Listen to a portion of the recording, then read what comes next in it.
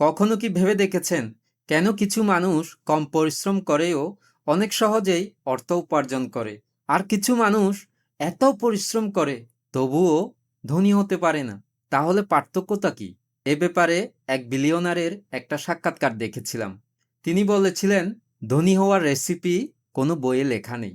যদি বইয়েই লেখা না থাকে তাহলে আপনি কিভাবে শিখবেন? আজকে ধনী হওয়ার সেই গোপন রেসিপিটা আপনাদের সাথে শেয়ার করব, যেটা ধনী ব্যক্তিদের জীবন এবং কার্যকলাপ পর্যবেক্ষণ করে বের করা হয়েছে।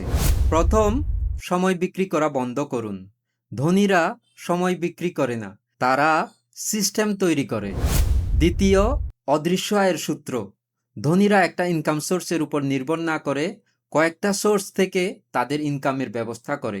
তাদের কমপক্ষে 3টা প্যাসিভ ইনকামের সোর্স থাকে, যেমন রয়্যালটি, লাইসেন্সিং এবং অটোমেশন। তৃতীয়, ট্যাক্স নামক শুভঙ্করের ফাঁকির খেলা। ধনীরা এমন একটা ব্যবস্থা করে যাতে তাদের ইনকামের 30 থেকে 70% পর্যন্ত ট্যাক্স তারা সেভ করে।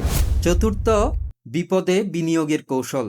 দেশের পরিস্থিতি যখন খারাপ থাকে কিংবা কোনো শেয়ারের যখন দাম কমে যায়, তারা তখন সেগুলো কম দামে অনেক বেশি করে কিনে।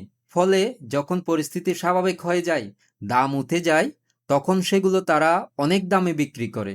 এটা শুধু শেয়ারের ক্ষেত্রে নয়, এটা হতে পারে রিয়েল এস্টেট বা অন্য যে কোনো একটা বিষয়ে। পঞ্চম, সম্পদ বৃদ্ধির সাইকোলজি।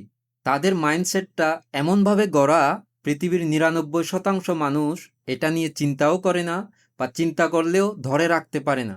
কিন্তু 1% মানুষ তারা চিন্তা করে কিভাবে, কোথায়, কি করলে তাদের সম্পদ বৃদ্ধি হবে। মূলত এই 5টি বিষয় একজন মানুষকে সাধারণ থেকে মহাধনীতে রূপান্তরিত করে। সবশেষে একটা ডিসক্লেইমার।